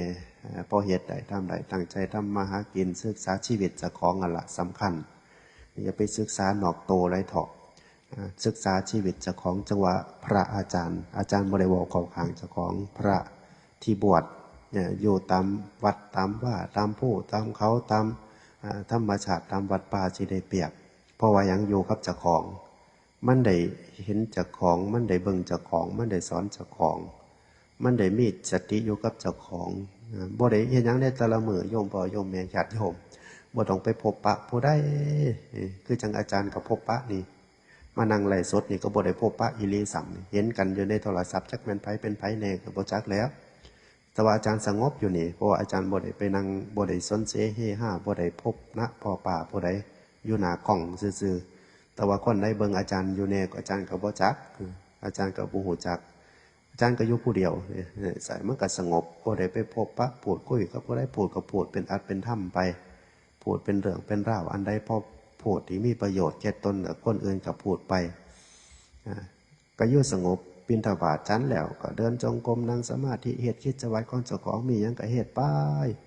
มันก็เลยสงบชีวิตมันก็เลยเปรียบง่ายบ่ได้ไปสั่งกรรมกับผู้ใดกรรมกับเจ้าของก็ยังบ่สั่งเพราะว่ามันบ่เคยเกิดได้ทั้งหน้าก็บ่เกิดทั้งหลังก็บ่เกิดโยแต่กับเจ้าของเฮ็ดหยังก็โยกับพุทโธผู้รู้ผู้ตื่นผู้เบิกบานเฮานี่แล้วลงสติไปได้ก็ดึงกลับมามันเพราะว่ามันคุ้นเนาะก็อยู่ในเรื่องเล่ามันจังสัตว์อยู่ในกุศลธรรมซะอยู่ในธรรมที่เป็นกุศลธรรมเป็นธรรมารมณ์ที่มันอยู่กับเฮามันก็เป็นสติปัฏฐานสี่อย่างหนึ่งคือการได้โยมพอญาติโยมสติปัฏฐานสี่มีอย่างแน่สติมีอยู่ในกายแม่นบ่สติมีอยู่ในเวทนาสติมีอยู่ในจิตและก็สติมีอยู่ในธรรมถ้าอารมณ์เฮาเป็นธรรมสติเฮาก็จดจ่ออยู่ในธรรมธรรมารมณ์อารมณ์ธรรมสติอยู่ในธรรมสอนเจ้าของแน่บอกเจ้าของแน่จิตใจน้อมลงสู่ไตรลักษณ์อนิจจังทุกขังอนัตตามันก็บ่แม่นว่าธรรมะสูงได้โยมญาติโยมอนิจจังทุกขังอนัตตาคำว่าอนิจจังก็คือความบ่เที่ยงเฮาก็เห็นกันอยู่ทั่วไปในสังคมแม้กระทั่งตัวตนในจิตในใจเจ้าของก็ประจักษ์แจ้งเด่นชัดอยู่สิ่งใดมันเที่ยงแน่ของเฮาสิ่งใดมันเที่ยงแน่เป็นอายุกับบ่เที่ยงมันก็ผ่านไปแต่ละมื้อแต่ละเวลาแต่ละนาทีแต่ละวิสัมแม้อายุบ่อยู่คือเก่าได้อายุเฮานี่อาจารย์บอกอยู่นี่มันก็แก่ไปทุกวินาทีจนมันเป็นเดือนเป็นปีเป็นหลาย10 ปีเป็นถึงอายุจนถึงอายุไขนี่คือความเปลี่ยนแปลงในกายของเฮาความเกิดคือกันแล้วก็ปรุงแต่งไปหันแล้วก็ปรุงแต่งไปนี่ก็เกิดเปลี่ยนไปเปลี่ยนมาอันใดว่าแน่มันก็บ่แน่เห็นบ่เกิดว่าสิไปก็บ่ได้ไปเกิดว่าสิเอาก็บ่ได้เอาเกิดว่าสิเฮ็ดหยังก็บ่ก็เป็นจังซั่นคือความบ่เที่ยงอนิจจังร่างกายสังขาร มื้อนี้มันสุขภาพแข็งแรงดีต่อไปมันอาจสิเจ็บไข้ได้ป่วยเพราะว่าหยังมันแก่มันชรามันเจ็บมันก็บ่เที่ยงเห็นบ่ถ้าเฮาไปยึดมั่นไม้มั่นในอารมณ์ก็ดีรูปธรรมนามธรรมก็เอิ้นว่าอันสิ่งที่มันเกิดขึ้นอยู่ในทั่วไปนั่นล่ะบุคคลก็ดีตัวนั้นแห่งภายนอกแห่งบ่เป็นตะไปยึดบุคคลภายนอกนี่บ่มีอำนาจสิไปกำหนดกฎเกณฑ์ไปยึดให้มันอยู่ตามใจเฮาบ่ได้เลยเพราะว่ามันบ่เที่ยง มันก็เปลี่ยนแปลงไปเฮาก็อยู่ในความเปลี่ยนแปลงตั้งแต่เฮานี่ร่างกายเฮาก็ยังเปลี่ยนเด้เดี๋ยวก็นั่งเห็นบ่เดี๋ยวก็ยืนเห็นบ่เดี๋ยวก็นอนเห็นบ่เดี๋ยวก็เดินเห็นบ่ร่างกายของเฮาก็ต้องเปลี่ยนเด้บ่เปลี่ยนบ่ได้เด้มันถูกเด้นั่งดนๆนั่งเบิดมื้อบ่มีหยังแต่นั่งได้ย่างเบิดมื้อบ่มีหยังแต่ย่างได้เดินนะนั่งเบิดมื้อเดินเบิดมื้อนอนเบิดมื้อนอนได้มันทุกข์มันต้องเปลี่ยนนะมันอนิจจังนั่นแล้วมันก็บ่ได้มันก็เป็นเรื่องง่ายๆถ้าเฮาไปยึดถ้าเฮานั่งดนๆบ่ลุกนี่เฮาก็ทุกข์เฮาก็ต้องเปลี่ยนเห็นบ่ถ้าเฮาบ่ลุกมันทุกข์มันก็เพราะว่าหยังเพราะว่าอนิจจังคือความบ่เที่ยงมันก็เป็นทุกข์ว่านี่ถ้าเฮานั่งดนๆบ่ลุกนี่บ่ลุกย่างบ่ลุกยืนบ่นอนลองนั่งเบิ่งจัก2มื้อมื้อติล่ะทุกครั้งเกิดขึ้นล้วนแล้วอนิจจังทุกขังไปเหยียดในสิ่งที่บ่มีโตบ่มีตนเหยียดในร่างกายสังขารมันก็เลยเป็นทุกข์อนัตตานะอนิจจังทุกขังอนัตตาเฮาสิเอาซ้ำใดใส่ชีวิตของเฮาเอาซ้ำนี่ล่ะซ้ำหูจักความเปลี่ยนแปลงคนก็ดีเฮาก็ดีความเกิดก็ดีร่างกายสังขารก็ดีทุกสิ่งทุกอย่างมันบ่เที่ยงสังขารไม่เที่ยงมันยังสวดมนต์อยู่ในผู้ใดเคยสวดมนต์ทำวัดสังขารไม่เที่ยงอันใดเที่ยงความตายเป็นของเที่ยงบ่รู้ โอ้ยตัวนี้ถือหลายญาติโยมเอ้ยอันใดก็บ่เที่ยงอันใดก็บ่เที่ยงมาเที่ยงหม่องเดียวคือหม่องเฮาสิจากโลกนี้ไป เที่ยงแท้แน่นอนตัวนี้บ่มื้อใดก็มื้อนึงบ่ว่าแต่ผู้ใดบ่วันจันทร์ก็วันอังคารบ่วันอังคารก็วันพุธบ่วันพุธก็วันพฤหัสบ่วันพฤหัสก็วันศุกร์บ่วันศุกร์ก็วันเสาร์บ่วันเสาร์ก็วันอาทิตย์7มื้อนี่ล่ะเวียนไปเวียนมามื้อใดล่ะสิจากไปก็บ่จักแต่ว่าใน7มื้อนี่ล่ะบ่ได้ไกลอีหยังเด้ ลักษณะมันเป็นจังสันเอาทำความเข้าใจจังสันเอาเห็นคนอื่นไปก่อนเฮาก็อย่าสิไปโอ้ตาดีโตนเพิ่นเนาะโอ้ยจะแม่นตาดีโตนเพิ่นคือสร้างแท้คือสร้างเป็นอันคือสร้างไปไว้แท้ยังหน่อยยังหนุ่มอยู่รู้ว่าคือเป็นตาดีโตนเพิ่นแท้ลักษณะแนวนี้เฮาสิประมาทเฮาอย่าไปเคียดแนวนี้ถ้าเห็นคนอื่นไปก่อนจากโลกนี้ไปก่อนโอ้ยไปก่อนเด้อเฒ่าไปก่อนเด้อหมู่ไปก่อนเด้อเพื่อนร่วมเกิดร่วมแก่ไปก่อนเด้อเดี๋ยวก็หน่อยสินำไปดอกมื้อใดมื้อนึงก็ทิ้งคิวก็หน่อยล่ะว่ามันได้ทำเด้บ่แม่นว่าแช่งเจ้าของเด้มันได้เขาเอิ้นว่ามันได้ปรุงธรรมะสังเวชมันได้เกิดสังเวชสลดใจให้คุณธรรมสังเวชเกิดสังเวชในใจเกิดขึ้นนี่สลดสังเวชนี่มันได้พลังทั้งใจสังเกตลงไปอย่างถ้ามันเกิดจะลดสังเวชเกิดในใจเฮาสิลดละกิเลสความอยากได้อยากมีความโลภนี่บ่เกิดเลยละเคยเกลียดเคยสั่งคนใดก็สิเกลียดสิโกรธกันไปอย่างน้อมันบ่เที่ยงแท้แน่นอนแต่นอชีวิตนอกนั่นมันลดมันละมันปลงมันว่างได้ไว้แต่เดถ้ามันเกิดสลดสังเวชในใจจังว่าถ้าไปเห็นไปงานศพก็ดีงานเป็นงานตายงานนั่นงานนี่เห็นอุบัติเหตุเห็นคนเช่นจังซั่นจังซี่น้อมใส่จิตใส่ใจปรุงธรรมะสังเวชเพิ่นไปก่อนเวลาต่อไปก็เป็นเฮานั่นล่ะบ่มือได้ก็มือนึงก็ถึงคิวเฮาดอกปรุงธรรมะสังเวชมันก็เลยสิเกิดกลายเป็นความเบื่อหน่ายกิเลสมันลดกิเลสมันโหดเฮ็ดให้มันเกิดขึ้นดูๆลักษณะคุณธรรมมันสิเกิดมันสิเป็นจังซี่เด้เฮาสิบ่กล้าเฮ็ดบาปเฮ็ดกรรมเฮาสิอยากจะเฮ็ดบุญทำบุญทำทานประพฤติดีประพฤติชอบเฮาสิบ่อยากไปเบียดเบียนผู้ใดไปพยาบาทผู้ใดไปให้พ้นนั่นก้นนี่เป็นจังสันเพราะว่าหยังเฮาระลึกถึงสิ่งที่มันบ่เที่ยงธรรมะมันสิเกิดขึ้นจังสันบ่แม่นว่าไปเห็นคนทุกข์เห็นคนลำบากเห็นคนเดือดร้อนก็แห้งไปมวนไปสะใจไปสั่มไปเติมไปเหยียบเติมคู่มือนี่คนเป็นจังซี่โยมพ่อโยมแม่ญาติโยมทั้งหลายเห็นกันในสื่อออนไลน์ในข่าวออนไลน์ก็ดีเห็นคนผิดคนผาดเห็นคนเฮ็ดบาปเฮ็ดกรรมเฮ็ดชั่วแต่ว่าเขาถือจับเป็นข่าวโด่งดังไปซ้ำเติมกันมันก็เลยเป็นการสังคมจังใดดอกคู่มือนี่ บ่มีเมตตาบ่มีสงสารเลยสงสารก็มีอยู่ดอกส่วนหนึ่งส่วนซ้ำเติมนี่ก็โอ้จังสิว่าจังใดเนาะ ซ้ำเติมกันถ้ามันบ่ผิดก็เอามันนักๆก็ว่าเพราะว่าหยังเพราะว่าความบ่พอใจมันมีอยู่ทางในปฏิฆะความโกรธน้องความโกรธมันมีอยู่ทางในเอามันคักๆมันเหตุบาปเหตุกรรมมันเหตุชั่วมันเบียดเบียนคนมาคักเอามันคักๆเอาคดีให้มันหลายๆให้มันติดคุกจนตาย ถ้าเป็นพระก็ได้โอ้จักสิว่าจังใดความดีเหตุมา10 ปี20 ปีมาเหตุบาปเหตุกรรมเหตุชั่วเดียวนี่เขาสาปเขาแซงเขาจะพยาบาทเขาบ่พอใจเขาด่าเบิดบาทเบิดเมืองลักษณะคนลักษณะแนวเนี่ยมันก็ห่อนทีละเนาะความทุกข์ความห่อนมันก็เกิดขึ้นลักษณะแนวเนี่ยมันก็ห่อนไปเบิดแหละห่อนจิตห่อนใจห่อนสังคมบ้านเมืองห่อนจังว่ากูมือมีแต่ข่าวเสียหายมีแต่ข่าวบ่ดีทั้งสังคมเปลี่ยนผ่านการเมืองแน่ทั้งสังคมคณะสงฆ์พระเจ้าพระสงฆ์แน่มันก็เลยห่อนไปเบิดนะมันจิตใจมันก็เลยบ่อยู่กับเนื้อกับตัวจังหวัดว่าอารามก็รู้สึกว่าเงียบเงาไปหลายเติบเพราะว่าหยังเพราะว่าข่าวพระแน่ข่าววัดแน่เหลืองเงินเหลืองค่ำแน่จักสิว่าจังไดมันก็ว่ากันบ่ได้มันเป็นเรื่องของกิเลสตัณหาเป็นเรื่องของโลกาเป็นเรื่องของหลายๆอย่าง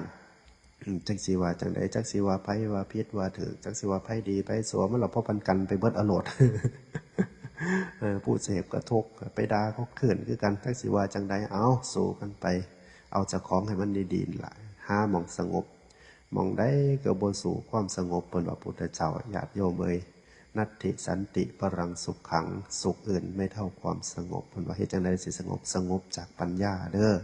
ถ้ามันหาความสงบบางคนก็โอ๊ยก็หน่อยบ่มีเวลาไปวัดก็บ่มีเวลาไปปฏิบัติธรรมบ่สงบดอกรู้เท่าทันความเป็นจริงในปัจจุบันปลงว่างให้มันไว้ความสงบมันเกิดขึ้นตอนนั้นล่ะตอนที่เฮาสงบด้วยปัญญานั้นถ้ามันเกิดความบุญไหวเขาก็ต้องทำใจยอมรับความบุญไหวนั่นที่มันเกิดขึ้นสู่เจตสู่ใจของเขาแล้วก็ยอมรับแล้วก็ปลงเท่านั้นละปลงว่างก็โยกับความบุญไหวไปมันก็สงบลงเท่านั้นแล้วนั่นแหละก็เรียกว่าสงบโดยปัญญาสงบโดยความรู้ความเข้าใจสงบโดยยอมรับสัจธรรมความเป็นจริงที่มันเกิดขึ้นเฉพาะหน้าของเฮาบ่แม่นว่าต้องไปวัดป่าต้องเข้าป่าต้องไปนั่งสมาธิจังสงบตอนนั้นมันก็สงบอีกระดับหนึ่งตอนนั้นมันสงบจากการทำเพียรสงบเพื่อสิเอาจิตเอาใจให้มีความตั้งมั่นคงเป็นสมาธิแต่ว่าเขาใช้ชีวิตอยู่น้ำบ้านบางคนก็เฮ็ดงานอยู่ในสังคมอยู่ในเมืองนั่นจากมีเพื่อนร่วมงานมีคนในครอบครัวมันบ่สงบนั่นก็ให้สงบโดยปัญญาสงบโดยความรู้เท่าทันสงบโดยความรู้ความเป็นจริงที่มันเกิดขึ้นกับเฮาโลกมันดื้อโลกมันเกเรไก่หูเท่าทันความสัจธรรมของความเป็นจริงว่าเฮากำลังถูกพอรู้คนนี้เฮากำลังทุกข์เฮาก็รู้เท่าทันมันนะอย่าให้เฮาทุกข์แห้งไปกว่านี้ทำความทำใจแล้วแต่เขาระบาดนี่เขาบอกบ่เสือสอนบ่เอาเขาบ่ฟังเขาก็คอยทำความเข้าใจคอยซอยเหลืออยู่ห่างๆคอยเบิ่งอยู่ห่างๆทำความเข้าใจสงบโดยปัญญาสงบโดยรู้เท่าทันสิ่งที่มันเกิดขึ้นตอนนั้นบ่ให้มันทุกข์แห้งไปกว่านี้บ่แม่นว่ามันสิบ่ทุกข์เด้บ่แม่นว่ามันสิบ่แห้งไปกว่านี้เด้มันขึ้นอยู่กับเฮาเด้อบัดเฮาสิมีคุณธรรมมีตบะมีความอดทนมีปัญญาในการขี่คายความทุกข์ในขณะปัจจุบันนั้นมากน้อยเพียงใดบางคนก็เข้าใจเพราะว่ายังเคยได้ฟังเทศสุตตะมันซอยสุตตะมันซอยว่ามันบ่เที่ยงดอกน้อเจ็บไข้ได้ป่วยขึ้นมาเห็นบ่เฉพาะหน้าบ่มีเงินจ่ายค่านั่นบ่มีเงินซื้อข้าวซื้อน้ำบ่มีเงินเสียค่านั่นค่านี่เอามันบ่ทุกข์อยู่ตลอดไปดอกน้อเดี๋ยวนี้มันกัดมันสนมันขาดมันเขินมันของอยู่บ่เป็นหยังอดเอาสั่งคุณงามความดีสั่งกรรมดีตั้งใจหาเงินหาทองต่อไปอนาคตข้างหน้ามันอาจจะดีเกินนั่นมันเข้าใจล่ะได้ยินพระเทศได้ยินพระอาจารย์ว่ามันบ่เที่ยงดอกคนเฮามันบ่เที่ยงแท้แน่นอนดอกทุกข์ได้ก็สุขได้มีได้รวยได้ก็จนได้ก็รวยได้สนะลักษณะถ้าคนเคยได้ยินได้ฟังมันกัดซอยจังสันละสุดตะคือคนเคยได้ยินได้ฟังมันก็ยิบยกกันมาอุปไมยซอยเป็นกำลังใจเห็นบอกเขาจะเห็นคลิปต่างๆสิเป็นโยมก็ดีเป็นพระก็ดีเอาภาพบรรยากาศเอาภาพนั้นภาพนี้มากเบากติธรรม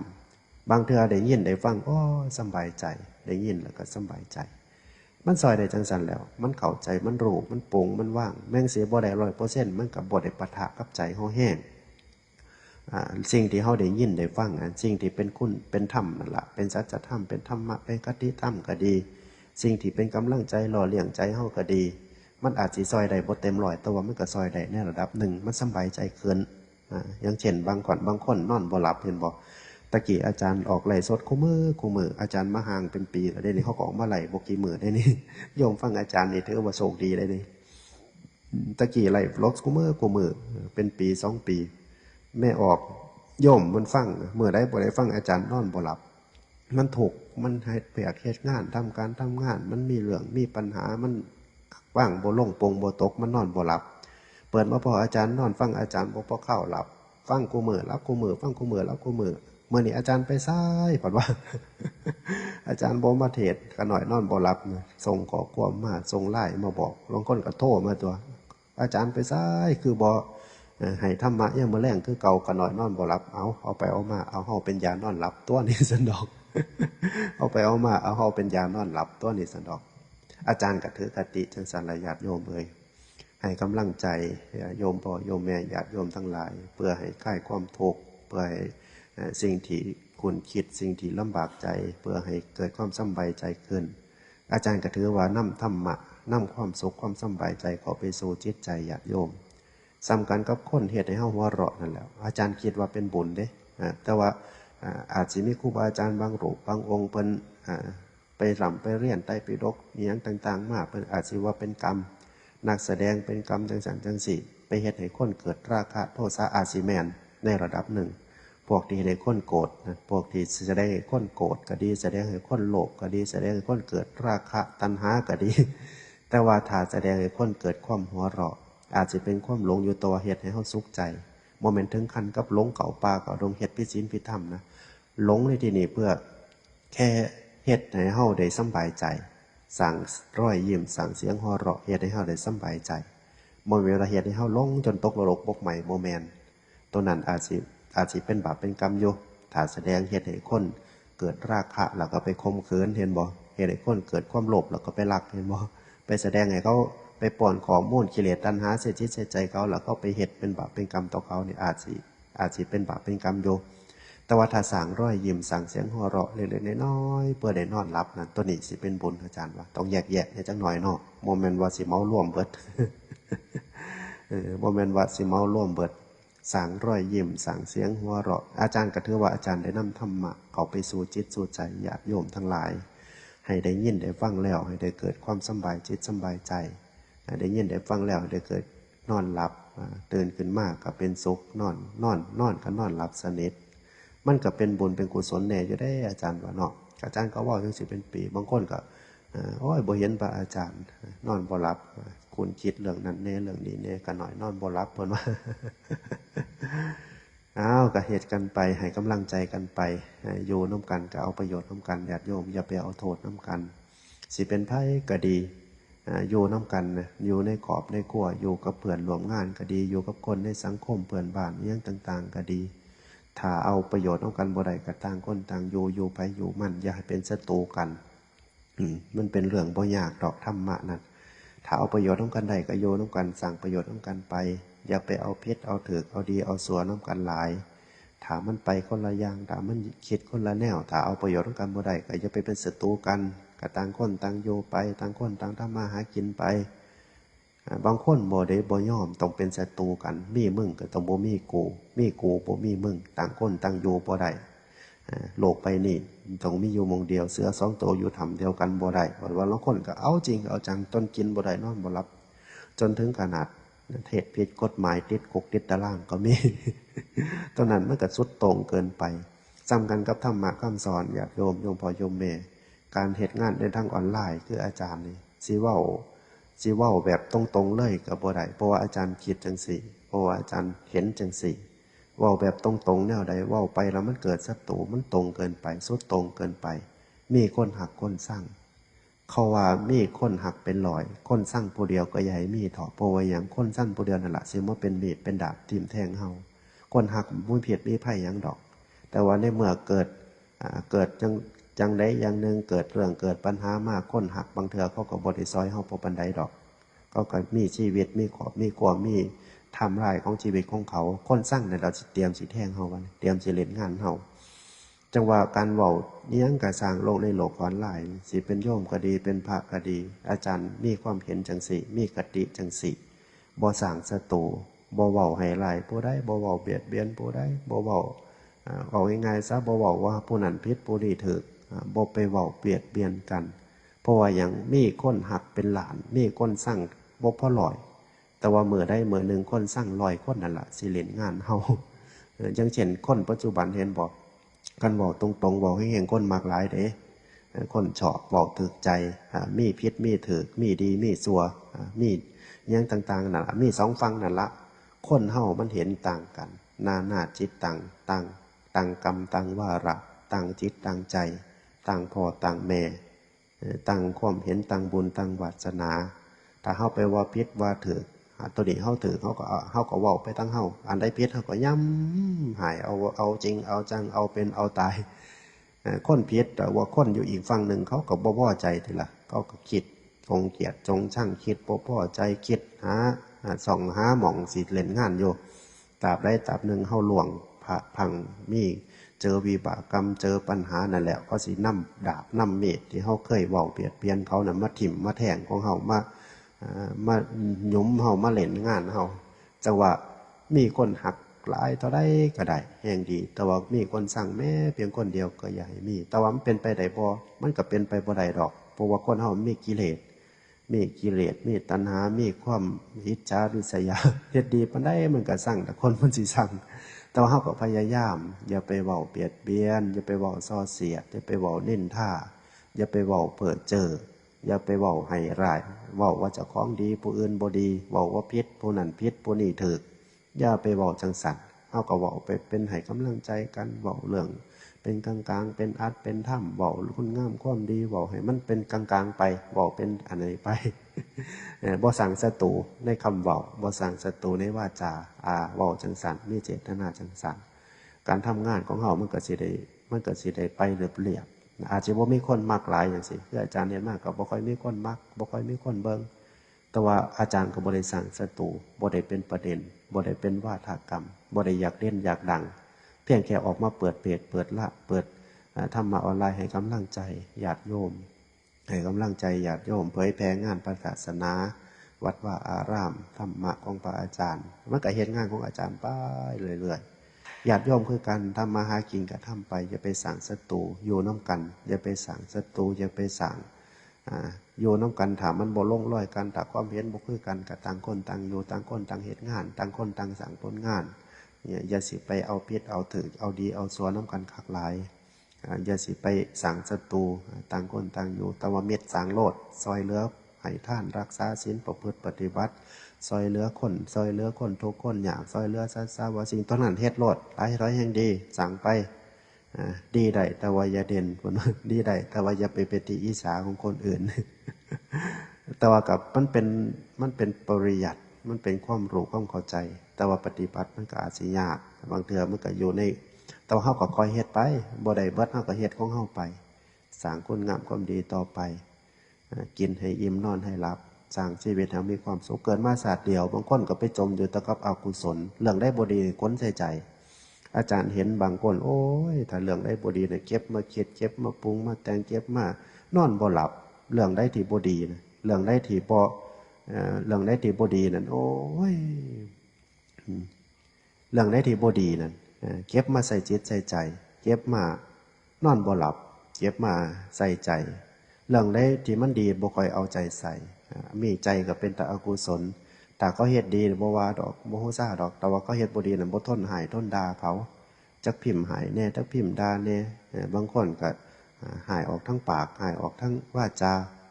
ใจมีแต่อกุศลเพ่งโทษจับผิดมันก็เป็นบาปเป็นกรรม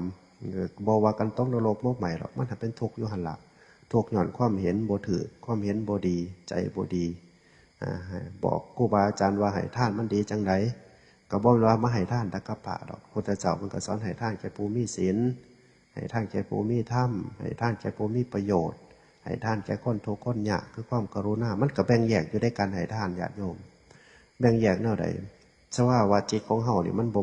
บ่อยู่ การให้ทานมันมีหลายสภาวะจิตบางเทื่อให้ทานโดยความสงสารคือความกรุณา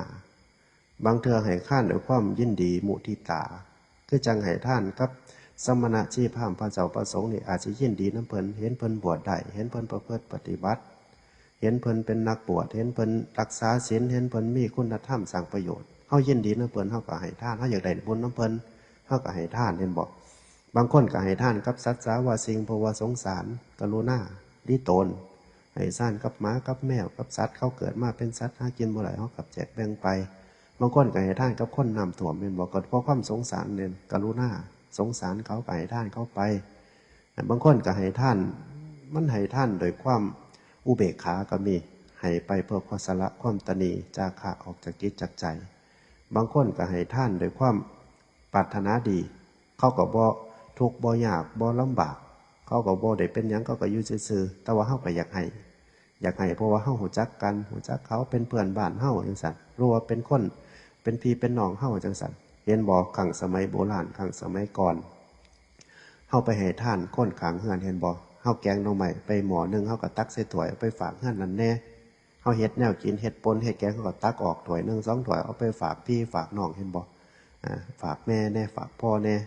เขาก็บ่ได้ทุกข์บ่ลำบากเขาก็บ่อึดบ่ได้อยากแต่ว่าเฮาอยากให้ปรารถนาดีอยากให้เขาได้กินแซ่บคือเฮาเฮ็ดอาหารเฮาก็ตักใส่ถุงตักใส่ถ้วยไปฝากเฮือนนั่นฝากเฮือนนี่ก็เอิ้นให้ทานด้วยความเมตตาคือความปรารถนาดีตามให้ทานด้วยความกรุณาเห็นคนทุกข์คนยากเห็นบ่บ้านไฟไหม้บ้านน้ำท่วมสัตว์สาว่าสิ่งเฮาเห็นเขาทุกข์เขายากเขาลำบากเฮาก็แบ่งปันให้ทานไปให้ทานด้วยความสงสารกรุณาให้ทานด้วยความมุทิตาก็ยินดีน้ำเพิ่นนั่นแหละยินดีน้ำคนเห็นบ่เฮาไปซอยงานแต่งก็ดีซอยงานบวชก็ดีเห็นบ่เฮาก็ไปให้ทานไปซอยงานด้วยความยินดี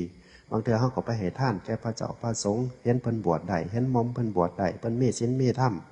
ครูบาอาจารย์บวชได้ประพฤติปฏิบัติสร้างวัดสร้างว่าเฮาก็ไปให้ทานอยากได้บุญน้ำเพิ่นเห็นบ่บางคนก็ให้ทานบ่ได้เกิดหยังให้ทานเพื่อสละความตนีจาคะให้ทานด้วยความอุเบกขา มันก็เป็นจังซั่นมันก็มีหลากหลายแต่ว่าทำไมให้หมาให้แมวดีกว่าให้กอพระเพิ่นว่าทำไมเป็นต้องเอามาเปรียบเทียบนำให้โรงพยาบาลดีกว่าให้วัดเป็นหยังต้องเอามาเปรียบเทียบนำให้ท่านจังได๋ก็บ่ฮู้จักในจิตในใจเจ้าของสมบ่ให้ท่านเพื่อหยังให้ท่านเพื่อจังได๋ให้ท่านเพื่อสิเอาหยังให้ท่านเพื่อสิเอาร่ำเอารวยบ่ร่ำบ่รวยพุทธเจ้าเพิ่นก็ตรัสอยู่แล้วว่าคนใดบริจาคทานเป็นคนเอื้อเฟื้อเพื่อแผ่จิตใจกองขวางทำบุญทำทานอยู่เบิดกินจากดอกบ่ทุกข์บ่ยากดอกไปไสก็มีคนซอยเหลือไปไสก็มีคนให้คนทานคือเก่าเกิดมาชาติใดก็มีทรัพย์สมบัติร่ำรวยลักษณะของผลของทานบ่ต้องอยากได้ก็ได้ถ้ามันเป็นผลนั้นถ้ามันได้ให้ถ้ามันได้บำเพ็ญไว้นั้นที่มันทุกข์มันยากบางเทื่อมันก็บ่ได้สร้างเหตุไว้เห็นบ่บางคนบ่มีบุญบ่ได้เคยให้กินให้ทานบ่ได้เคยสร้างน้ำทำบุญไว้บุญบ่หลายเกิดมามันก็ทุกข์ก็ยากเห็นบ่เฮาก็สงสารกับผู้อื่นให้มีตั้งแต่รับบ่ได้ให้เขาจักเทื่อมันก็เงื่อข้อบ่ขึ้นได้นั่นน่ะเนาะสำคัญกับมาเกิดเป็นคนสร้างบาปสร้างกรรมเขาให้บอกให้พูดดีทำดีคิดดีก็บ่คิดดีจักเทื่อทำดีก็บ่ทำจักเทื่อมีตั้งแต่ด่าหมู่มีตั้งแต่ขวางหมู่เฮ็ดดีก็มีตั้งแต่เพ่งโทษมีตั้งแต่แย่มีตั้งแต่โยกมีตั้งแต่มันก็เลยเป็นบาปเป็นกรรมไปตลอดชีวิตตกนรกมกหมัน3-4ได้เกิดมาเป็นคนอีกโอ้ลำบากอยู่โยมพ่อโยมแม่ญาติโยมคนเห็นผิดอัตตาตัวตนสูงยิ่งทุกวันนี้ครูบาอาจารย์ออกมาเว้านี่แห้งบ่มีพลังนี่แหละถ้าพระสอนบ่เชื่อจักผู้ใดสิสอนเถื่อเนาะจักสิว่าจังใดลางคนก็คือว่าล่ะคือว่าล่ะพระกับคนมีกิเลสคือกันพระกับลูกชาวบ้านลูกโยมพ่อโยมแม่คือกันตอนมาบวชเป็นพระนี่ก็บ่ทันเป็นพระเลยเด้ตอนมาบวชเป็นพระเนี่ยมื้อแรกมื้อวานยังเป็นโยมอยู่บางคนก็ยังกินเหล้าอยู่ถ้าคนเสพยาเสพติดมันก็ยังเสพอยู่มื้อวานมื้อนี้มันเข้าโบสถ์บวชใส่โกนหัวห่มเหลืองเป็นพระมันสิเป็นพระสมโยมพ่อโยมแม่ว่าเป็นพระตั้งแต่เครื่องกายนั่นล่ะเป็นพระตั้งแต่เอาจีวรมาคลุมเอาบีดโกนมาโกนหัวโกนคิ้วออกสวดในโบสถ์สมมุติว่าเป็นพระแต่ว่าใจไม่ม่วนเป็นพระดอกคนสิเป็นพระได้ต้องฝึกต้องหัดต้องประพฤติปฏิบัติอยู่หลายเติบหิริโอตปะเกิดขึ้นกับใจบ่เหตุอันนี้เป็นบาปเป็นกรรมเกรงกลัวบ่เหตุอันนี้มันผิดมันบ่ดี ละอายใจบ่ปานตั้งนั้นก็บ่ทันเป็นพระดอกก็ต้องสร้างศีลสมาธิปัญญาศีลมีจักข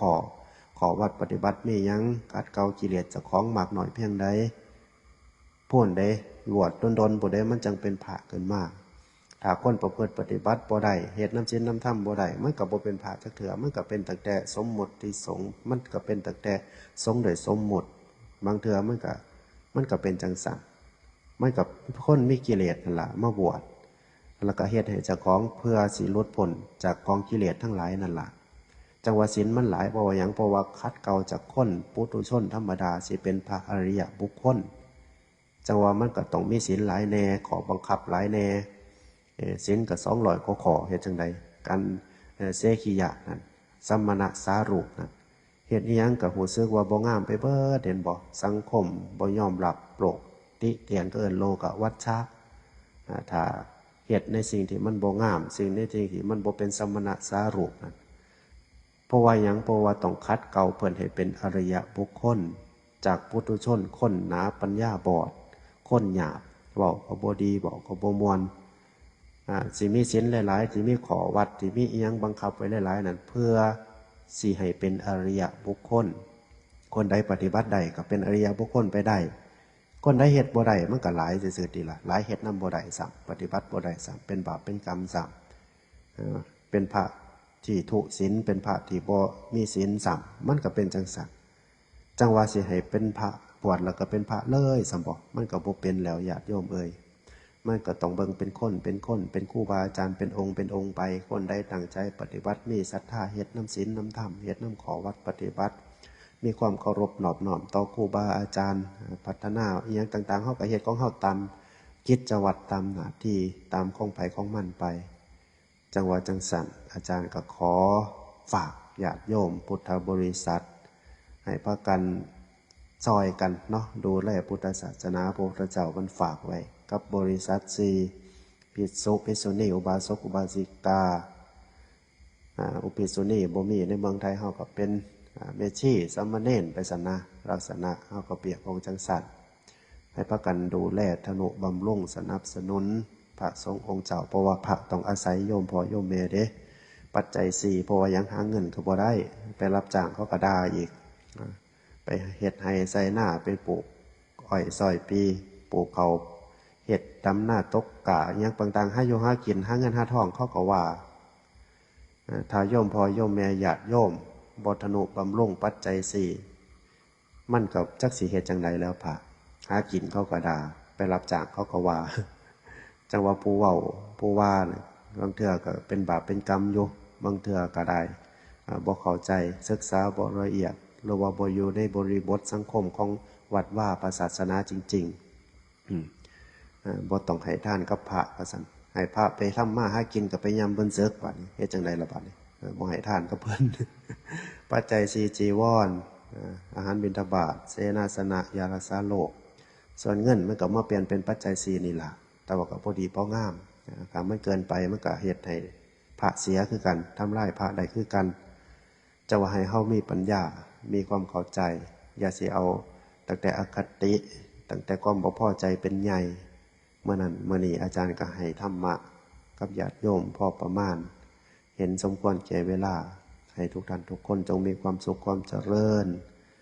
มีหน้าที่อันใดก็เฮ็ดให้มันได้เต็มที่สมความปรารถนาแต่ว่าในค่ำคืนนี้ก็ขอให้ทุกท่านทุกคนนอนรับฝันดีทุกท่านทุกคนเจริญพร